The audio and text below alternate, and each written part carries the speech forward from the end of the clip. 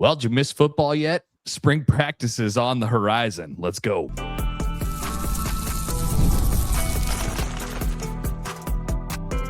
You are Locked On Nebraska, your daily Nebraska Cornhuskers podcast, part of the Locked On Podcast Network, your team every day. Good morning, and thanks for making Locked On Nebraska your first listen every day. We are free and available wherever you get podcasts and on YouTube, part of the Locked On Podcast Network, the #1 sports podcast network, your team every day. And today's episode is brought to you by Mazda. Mazda puts that same drive into every detail. Wins define the moment, putting in the work. That defines you. Stay tuned for highlights in this week's Moving the Game Forward. Later on in the episode, there's more to a Mazda because there's more to you. All right, welcome in.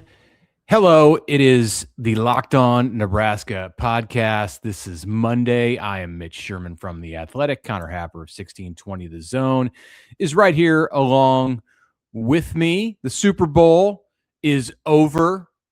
Nebraska basketball won again. Spring sports started for the Huskers with a win against the #1 team in the nation. And we are going to be talking Nebraska football in the lead up to spring practice, which starts, can you believe this, 1 week from Saturday? Yeah. That doesn't feel real. Yeah. So if you were having football withdrawals in the last 8 hours since football ended, here you go. Let's do it. We'll have sort of our version of a spring preview as we go through some things over the next few days. So we're excited for it. First, we should just mention the Super Bowl. It is over, and the Seattle Seahawks are the world champions, defeating the New England Patriots. I hope everybody made it through the game. I saw on social media, this made me chuckle, from Andy Behrens, a fantasy football writer for The Athletic. He says, this game is like if the 2022 Iowa Hawkeyes played the 2023 Iowa Hawkeyes. That's pretty much. That's a little bit what it felt like. Just defense and a battle of attrition. That's maybe a bit of an injustice to the Seahawks and their offense, which was okay. Couldn't score very many touchdowns.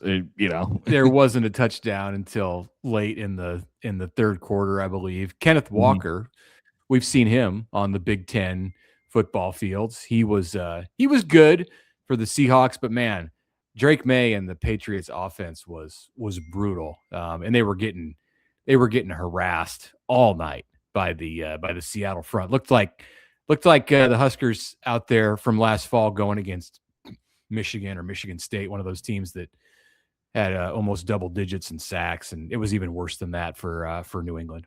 How about Sam Darnold, who was in that 2018 quarterback class with Baker and Josh Allen and Lamar Jackson. He's the first to win one? He sure is. Yep. He sure is. That's wow. Not who you would have picked. And the first USC quarterback ever to win a Super Bowl. So that's incredible. Commercials I thought were solid. A lot of AI, a lot of stuff, AI companies and AI products and things that where it was hard to know at times. We're playing a game at our little gathering here on what is the product that is being advertised here and how long does it take before you get into the commercial before you can figure out what it is. Yeah, there was some stumpers for sure. I sort of tuned them out. I don't know what changed over the last few years of my life, but I used to really track them. You have a toddler at your house? I guess. I mean, I was over at my friend's house tonight, so maybe there was that too. I was sort of moving around a little bit, but I just don't care I don't feel like it's as big of a conversation point as it used to be. Maybe I'm wrong on that. I mean, part of the problem is that we see some of the commercials beforehand because of social media, which ruins it. I felt like the Budweiser commercial with the Clydesdale and the bald eagle, and Freebird was awesome, but I saw it last Wednesday or Thursday. So when it came on, I wasn't as intrigued by it. I also saw the Xfinity commercial last week with Jurassic Park and how they actually turned Jurassic Park into a real amusement park because it had functioning Wi-Fi. And I thought that was hilarious and really funny. But I saw that one before the game too. Don't put these things out on social media. I know sometimes they have the longer version that they want to put out. Wait until after the game. So I don't know. The Duncan ad, did you see that with the 80s sitcoms? Yep. It was clearly some AI going on there because you had Sam Malone when he was like 35 years old behind the counter at a Dunkin', and it had a very Goodwill Hunting theme to it with lots of stars and a young Jennifer Aniston, among others. I thought that was really good, and I had not seen that one ahead of time, so maybe that's the winner. They didn't make Jason Alexander look any younger from that, though. I don't think he looked the same. I thought halftime was good. Did you have any good food? Did you slice up meat as you were planning from several days ago? I was responsible for bringing one thing. I guess I wasn't really tasked with this, but everybody was kind of bringing like a side, and so I made the unfortunate but conscious choice to go to Costco at noon. I read about this on Sunday. On your Twitter. Yeah. How was that? Horrible choice. I mean, absolute disaster in there. And so I tried to go as quick as I possibly could, but I ended up with some, they have a good like charcuterie thing there. And so I picked up some meat and some cheese, and I took it over to my friend's house. I think it was a hit. You didn't get out the slicer? No slicing.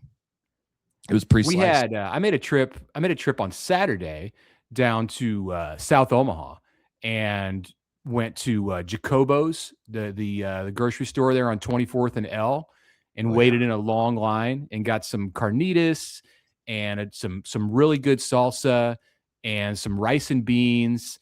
And we had some tortillas and a bunch of different kinds of like authentic chips. They make them in the store there, and supplemented it with some cheese dip that came from the local Hy-Vee and ingredients from the Hy-Vee, along with meatballs, and it was fantastic.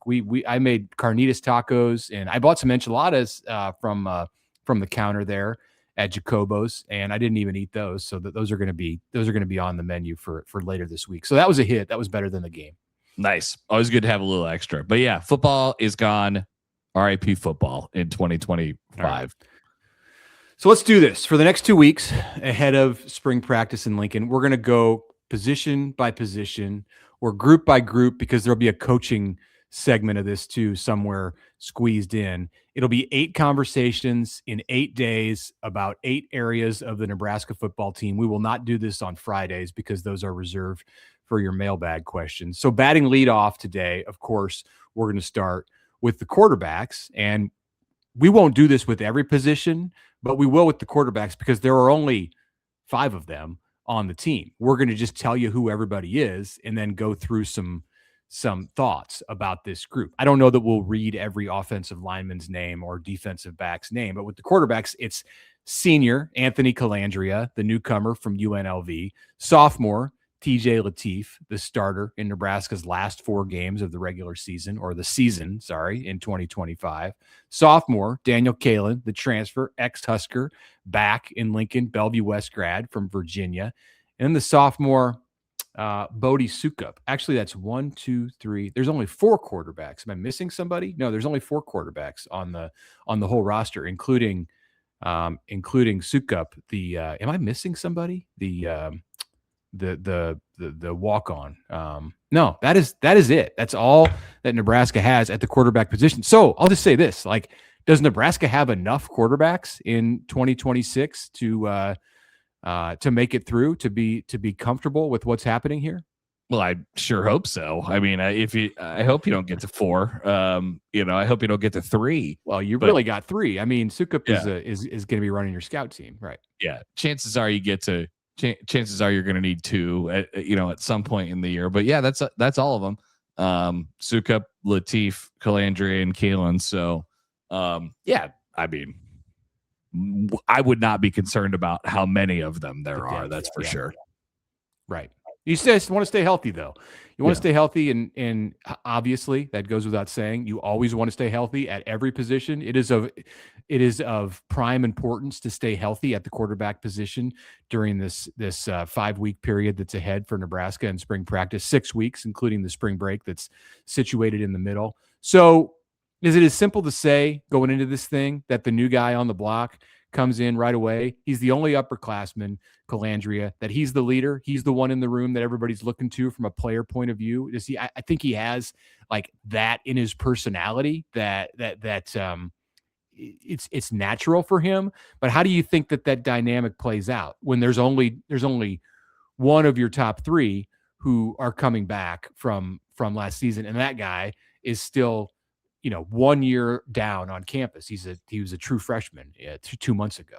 Yeah, well, I think you can lead in a lot of different ways. I mean, like I think they'll, that both Lateef and Kaelin in their own ways will be, sort of guys who are dependent on for their steadiness. Lateef needing to take another step in his development, and then Kaelin being there, as a guy who's been there before and is familiar with things and is a Nebraskan, right? Like all those, like there's think leadership. that matters. Yeah, there's leadership in that as well. But yeah, I mean, the starter is the guy.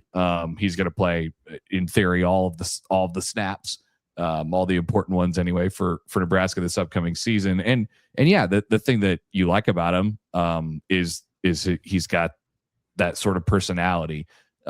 Which is good. Now, obviously, you can't turn the ball over too much, and that would be a concern for me given his past and Nebraska's lack of direction on offense at the moment. But that's something that they'll have to sort of meet in the middle on, I think, as far as the offense is concerned. That's that's something to deal with when they get to the season.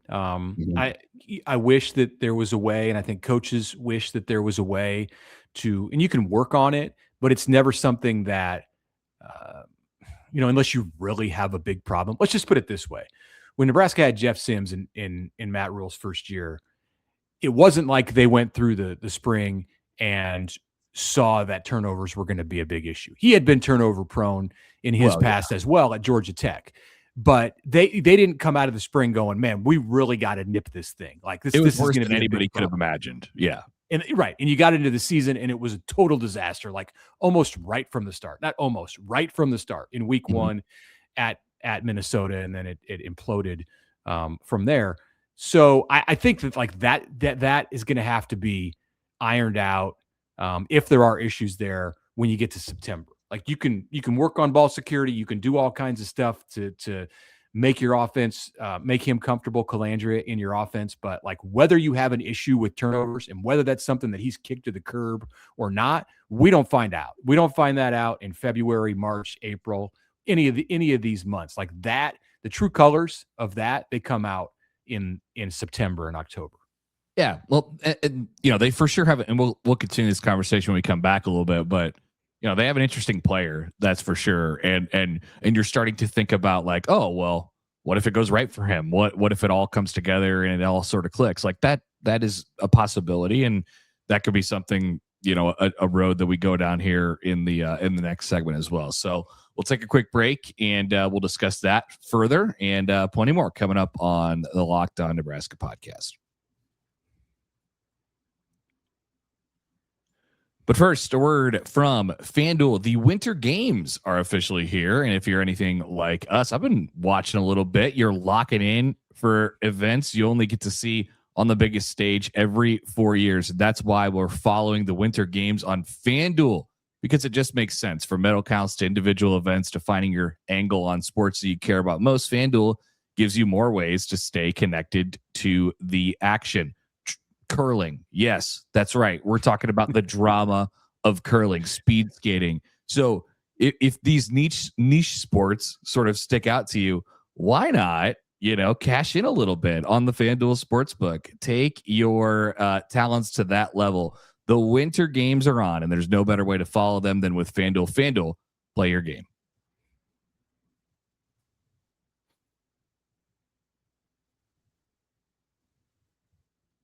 All right, welcome back, and thanks for making Locked On Nebraska your first listen of the day, and thanks for making Locked On the #1 sports podcast network. So we sort of mentioned it before the break there. There's a way that it works, and then there's a way where you think ceiling and you think floor around this. At least that's how I think about it around this time of year, right?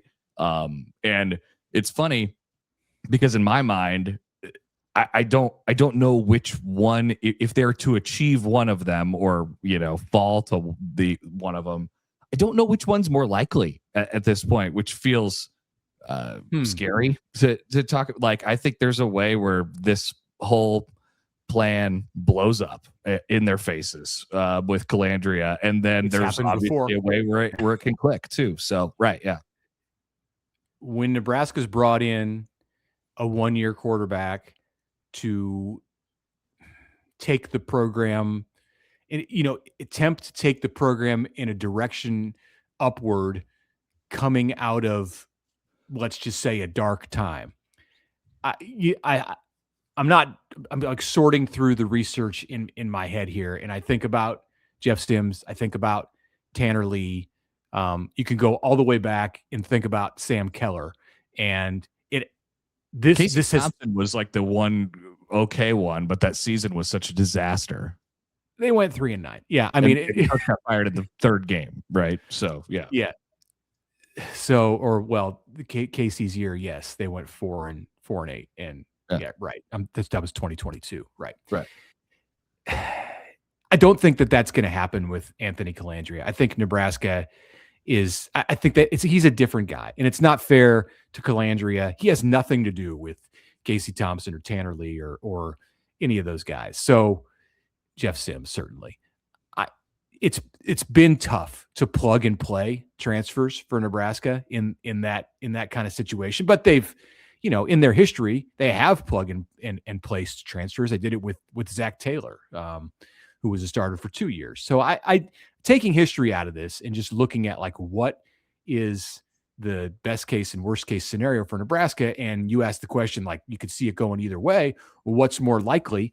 I think it's more likely that probably because of what they ask him to do and just like what's natural for Matt Rule to ask his quarterbacks to do. I think it's more likely that he's a success than that this thing is a flop. Like, he's got 3 years of starting experience. He's done it 2 years at the Power 4 level. He had a very successful season, was flying high in the Mountain West last year. I'm bullish on Colandrea's potential to be a good quarterback for Nebraska next season. I'm less sure. And the only thing not the only thing, one of the things that makes me less sure, like when these scenarios have come up before, like you mentioned, not just the 1 year quarterbacks, but you're asking quarterback to be sort of a different person that he was at his other stops, whatever. You'd like to have a nice run game to fall back on. Yeah. And I don't know that they have that either. So I don't know. What about this quarterback picture as a whole? What aspect of it are we not talking about enough? Probably quarterback run game. Okay. I think there's going to be, a little bit of that. Certainly more than there has been over the last 2 years. And that's good. That's something that Rule has usually had in his past. So Colandrea will run for a couple 100 yards and he'll make some plays and stuff like that. Also, another thing, what happens when you run the quarterback is he tends to put the ball on the turf a little bit more. So that factors into that equation as well. I thought you were going to say another thing that happens when you run the quarterback a little bit more is that he tends to suffer some injuries. Take more hits, and the Big Ten is a big step up in physicality in terms of what he's seen over all 3 years of his playing time, especially last year in a Group of 5 league. And there are going to be times where he takes some shots, and the linebackers are faster, the defensive linemen are bigger. This is what I think's overlooked, what Nebraska has in its second and third quarterbacks. And both of them have experience, limited experience, but experience playing at a high level in college football. And I think that's going to come into play at some point for Nebraska, even if it's just the way that Kaelin and Lateef push Colandrea to be better. My guess is that one of those two guys is going to end up having to play some important snaps in 2026. But even if not, I still think they're going to be important because I believe that having those two behind Colandrea is going to make him a better QB. You mean like I think in practice? In pushing him through the offseason, but I think of it more in terms of here in February up through the month of August.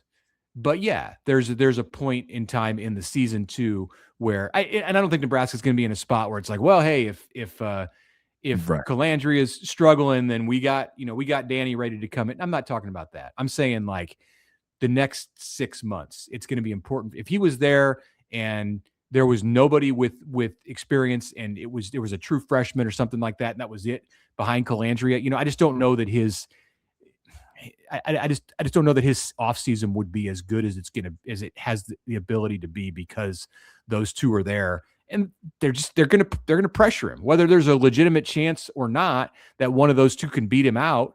And I really don't think there is. They're very little. It's very unlikely. I'm with you. Like he's gonna be your quarterback. But I do think it's important that Nebraska has those two, and I'm interested to see what happens in that race. I think that's overlooked. I'm interested to see what happens with Danny Kaelin and TJ Lateef on the field and on the practice field, and what they decide to do with the one of Kaelin is already redshirted, but what they decide to do with Lateef if he ends up as the third guy. Yeah, and I think during that time, you have capable, functional quarterbacks who are running your second and third teams in practice, which is a positive thing for team development and stuff like that as well. Like it helps your defense, but it helps your, like they've been in places, tight ends. Yeah. You've been in places where you're running the second team out there, and it's like, what have these guys ever practiced before? And if you don't have a functional quarterback, then it's going to look like that. So they do. And they probably have three of them. So I think that helps in like a big picture program sense. But like, as far as the room is concerned, the whole pushing thing, I don't know. I like, it's definitely better. Don't get me wrong. It's definitely better than having a true freshman who we don't have any idea about coming in behind him. Who like they did last year with Lateef. But yeah, I don't know. It's hard for me to imagine, like you said, Mitch, anybody other than Colandrea taking that first snap. Knowing what I know, this will be the last thing I say on this. Knowing what I know about all three of their personalities, I think all three of them have strong personalities and uniquely different personalities, so that all of them are going to bring something to the interactions that the quarterbacks have. And in some way, I think that they're all going to make each other better, whether that's in the meeting room, whatever, reviewing film, just their time away from the field with each other, the personalities and just how they mix. I think it's a really interesting trio as far as the chemistry there in that QB room. So yeah, that's the real thing. Let's take a break. We'll come back. We'll get to some Husker hoops coming up on the other side.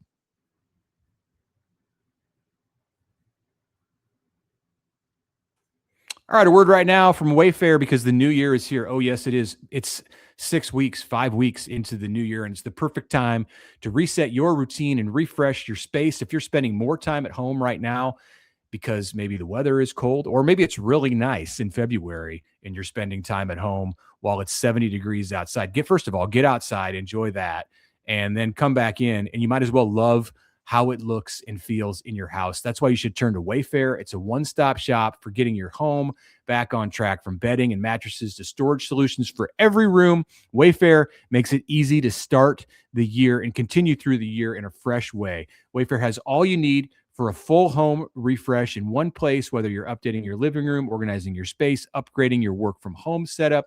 It's all there. The huge selection makes it easy to find exactly what you're looking for. Shopping is easy, delivery is smooth, and everything arrives as expected.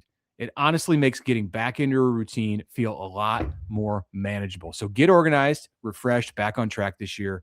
For way less, head to wayfair.com right now and shop all things home. That's WAYFAIR.com. Wayfair, every style, every home. And a word as well from Indeed. Hiring isn't just about finding someone willing to take the job. It's about finding the right person with the right background who could actually help your business move forward. And if you want candidates who can match what you're looking for, Indeed sponsored jobs is the way to go, because instead of hoping that you just stumble across the right person, Indeed helps you match with quality candidates by boosting your job listing to the people who actually fit your specific criteria, life skills, certifications, location, exactly what you're looking for. right? Saving you time, spending less energy, sorting through all of the mismatches and things that you don't know how it's going to work. And with sponsored jobs, your post gets seen by candidates, like we said, who are actually a fit.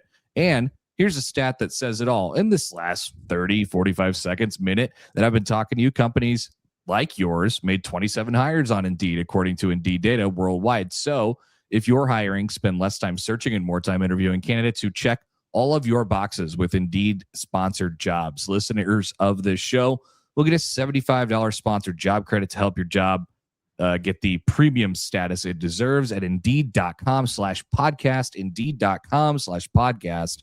Terms and conditions apply. Hiring, do it the right way with Indeed. All right, final segment of this Monday episode. A new week is here. Locked On Nebraska podcast. Mitch Sherman, Connor Happer. Before we talk about basketball, very quickly, Nebraska softball. Yes, spring sports. Nebraska softball ranked in the top 10 nationally. Went 3-2 over the weekend in San Antonio. The return of Jordy Fromm, formerly Jordy Ball, to the mound. I caught some innings on ESPN Plus. Nebraska came away with the split against number 1 Texas, the reigning national champ. The Huskers beat them, the Longhorns, on Saturday. Also split with Washington in non-conference games, another nationally ranked opponent for Nebraska. So they got 4 games against ranked teams here on opening weekend, and then beat the host UTSA 3-2, semi-successful. You would have liked to have seen, if you're Rhonda Revelle in Nebraska, the opportunity for a great weekend, and that would have meant sweeping Washington. Huskers lost in walk-off fashion on Sunday against the Huskies in the 7th inning with Fromm on the mound. But nonetheless, a good start and a promising time ahead for both softball and Nebraska baseball, which gets going this coming weekend. Friday is opening day. Nebraska will play UConn in Arizona, and Stanford is in that field that the Huskers will face in Arizona this weekend. That's a Monday game, a week from today. Nebraska against Stanford. Yeah, look at that. There's some sports star. And if you're listening to this right now and the bright sunshine is out and it's 70 degrees, it's a great time to welcome baseball back into the scene. Yeah, the high is supposed to be like upper 60s into 70 on Monday. Heck, unbelievable. Yeah.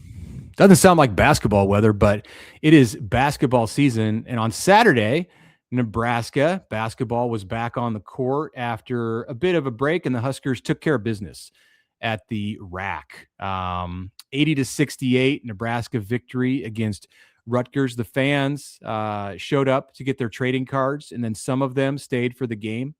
It was a game, I thought, where Nebraska had some built-in reasons, some excuses, if you will, to play poorly in this one, coming off their first 2 losses of the season. There was that long break before the trip way out to the East Coast. We've heard coaches in various sports complain about having to get on planes and go across the country or halfway across the country to play sporting events. Just no Crone. such. Yes. Yeah, I wasn't even talking about him. He's just the head complainer of all complainers. But I was thinking about football coaches and some other basketball coaches over the last few years in the Big Ten. 11 a.m. Central Time tip.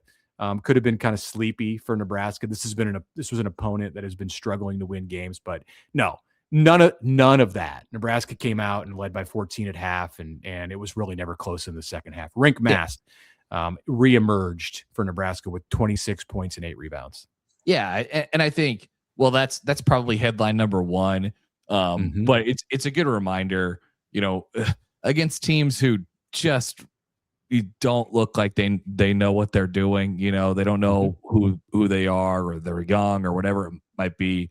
Nebraska just picks those teams apart. They've done it consistently the entire year, and so that is one thing that has been I don't know, maybe like a pleasant surprise. I mean, the whole season obviously has been a pleasant surprise, no doubt about it. But like, they have, there has not been really too many scary situations late where you look up and you're like, oh boy, are they going to lose this one to a, and really slip up and all of a sudden their resume looks a lot worse because it took a huge ding. No, I just don't think they're that vulnerable to that. Now that you got the Rutgers thing out of the way, and there's not a whole lot of easy ones yet left. I mean, Penn State and Maryland are still on the schedule, and you have a return trip with Northwestern, but the rest of them, Purdue, Iowa twice, USC, UCLA, those are games they'll have to come locked in, but there's little evidence to suggest that they won't. What'd you think about Rink, the big Dutchman? It had been a rough stretch for Rink. Of course, was dealing with the stomach issue. We got to hear some details. You love to hear things like, "Hey, I threw up 15 times in the middle of the night." That was Mast talking to the media on Friday before Nebraska left for the East Coast, and I really like the way that he gets started in this game. I thought maybe in a bit of a difference from the way that he tried to go about it against Illinois, and this has got a lot to do with Rutgers not having those big Iviceviches. They got 7 foot all plus, over the floor. The Vitches all over the floor. None of that. There were no Vitches all over the floor for Rutgers. So Rink was able to kind of operate in the post and get himself in a rhythm where he was making baskets from close range, and then it just extended from there. He got confidence. He felt his rhythm. He made a three, and it was kind of over. Like he was going to do his thing. Yeah. The thing for him is like he was obviously in a much better place with his non-throwing up 15 times, and like that helps when you're not throwing up 15 times. It turns out, but he's so impressive because he's like he's a below the rim player, right? And he has to be really creative in how he gets his points in the paint, and he still does it. He's got hook shots. He's excellent with his feet. Like he makes kind of wacky, crazy ones. He uses his angles, like off the backboard stuff. He has had to be that guy throughout his career because he's not the biggest or strongest or most athletic guy out there, and he does it. I mean, he's a really, really excellent college basketball player. And it's just his style of game, and this is where Nebraska has. This is where Nebraska. It's not that they're fortunate because this team was put together, and it isn't like they lucked into this roster in this playing rotation. It was laid out. They saw the potential for this when they put these players together. At the same time, you couldn't have predicted that it would gel the way that it has.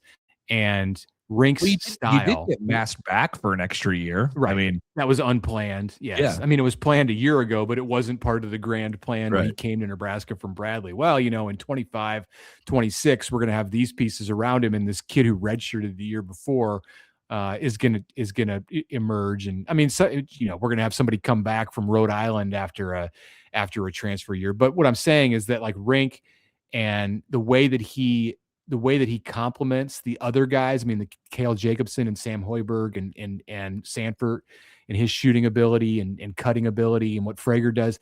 It's like you just pulled 5 pieces out of a big box and the puzzle fits. So, hey, why not run with it when you got it? And Nebraska's sitting here and it's not even February 10th, and the Huskers have 21 wins and they have 6 road wins in the Big Ten, which is the highest number of road wins that Nebraska has ever had in any season in conference games. The highest number of conference road wins, not just in the Big Ten, the Big 12, the Big 8, the Big 6, Missouri Valley, whatever it is. They've never won 6 road games in conference play. So that's incredible that they're there on today's February 9th. And you look at what's next.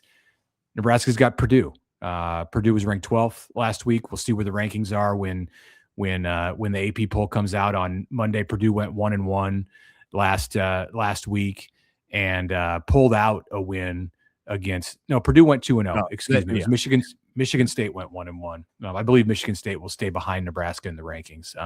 Purdue went 2-0 on the heels of 3 consecutive losses. So the Boilers, had they not pulled out that win against Oregon 68-64, would have lost 4 out of 5 coming to Lincoln. Yeah, just to clarify, Purdue went 1-0 last week. They had a midweek bye last week, but they played last Sunday against Maryland, and then they scraped away from Oregon. They've won back-to-back games coming to Nebraska. They're 2-0 in their last 2. Yeah, and so I think the thing when you look at the league, and especially at the top, it comes down to just like it is for everybody else, right? There's teams that are in your zone, tier, whatever you want to call it, and it's how you do against those teams, and then if you take any losses to any teams below you, right? And so far, Nebraska is a clean sheet in that territory, and then they split with Illinois. They lost to Michigan once. Those are the only 2 losses on the season. They beat literally everybody else. They have a chance to pull even. I think Purdue is probably in their tier. They beat Michigan State. And so Nebraska is going to have that on their side. Michigan has the 1 loss to Wisconsin, and Illinois now has the loss to Michigan State in the league, and Michigan State lost to Minnesota. So, and Purdue, they've been playing a little bit different. I mean, they lost to Indiana a couple weeks ago. So Nebraska has the cleanest Big Ten resume out of anybody right now. That was the game of the year so far in the Big Ten Saturday night in East Lansing. Illinois, Michigan State went overtime, and the Spartans came out on top at home. So, just amazing to think that Nebraska is right there, but Nebraska's right between those 2 teams in the conference standings and in the national rankings. And I think that'll continue to be the case. Illinois will likely stay ahead of Nebraska. The Illini were 5th in the poll last week. I think Nebraska will stay 9, maybe go up 1 spot to 8 if Gonzaga takes enough of a dive. I believe the Zags had a 1-1 week, if my research is correct from last week. But there goes my camera. In fact, I know they did. All right, that's our cue to get out of here. We will have more for you on Tuesday, game day for Nebraska basketball with Purdue in town, 6 p.m. tip on Tuesday night from Pinnacle Bank Arena. We'll talk more about that game on Tuesday. Thanks for tuning in today to Locked On Nebraska. Be sure to join us on Tuesday, Wednesday, and the rest of this week. And make sure you subscribe and follow Locked On Nebraska so you get all the latest updates. For those of you who are with us on video, we are going to send you over right now to the first ever 24/7 National Locked On Podcast Network YouTube channel. And on audio, make sure that your second listen is the Locked On College Football Show. Thanks for joining us today. Have a great one.